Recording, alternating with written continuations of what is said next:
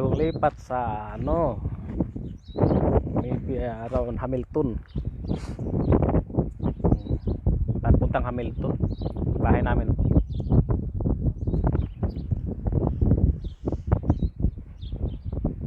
Tignan yung paligid, taniman, farm, you know? Farm. Mga high-tech na ano, pananim. Bisilan.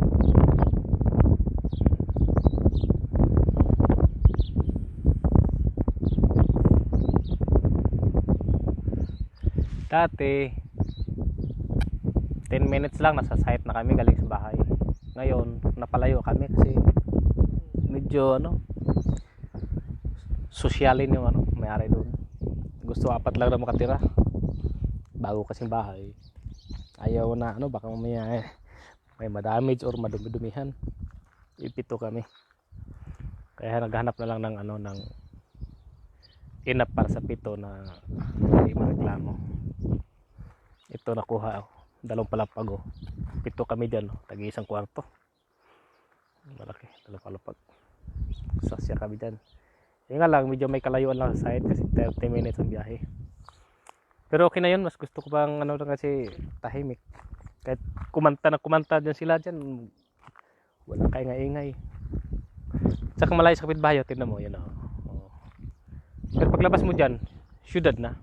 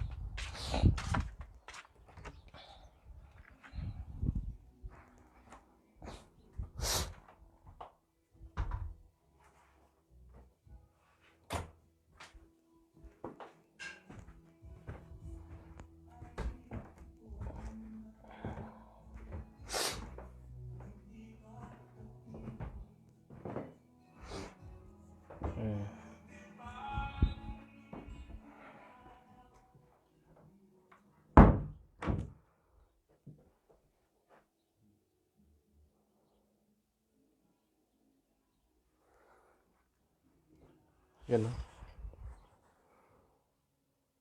Palayan. Palayan yung taniman. Yung ano itatanim na dyan. Kaararo lang nila eh. Katraktor lang eh. Bago. Ready na sa pagtanim.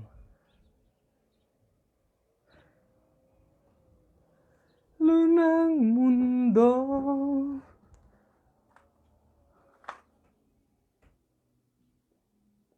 Yung kahapon na inano ko, passion fruit na flavor, tapos yung mango. Ngayon, papalit ako, mag-try ako ng flavor na watermelon. Try ko kung para the best talaga. Ang napili ko nung nakaraan, mango. Ngayon ito, mag-try ako ng watermelon.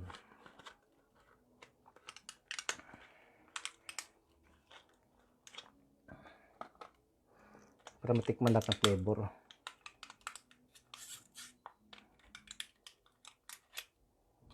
Ito, flavor watermelon. Ito naman, flavor passion fruit.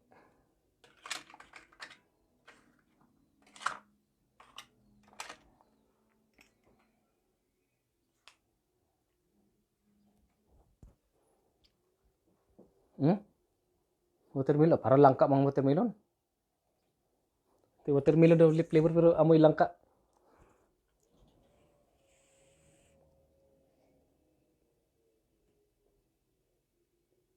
Ah, ito.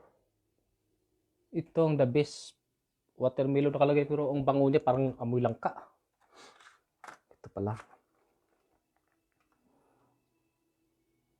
Yan guys, oh. Crepes watermelon.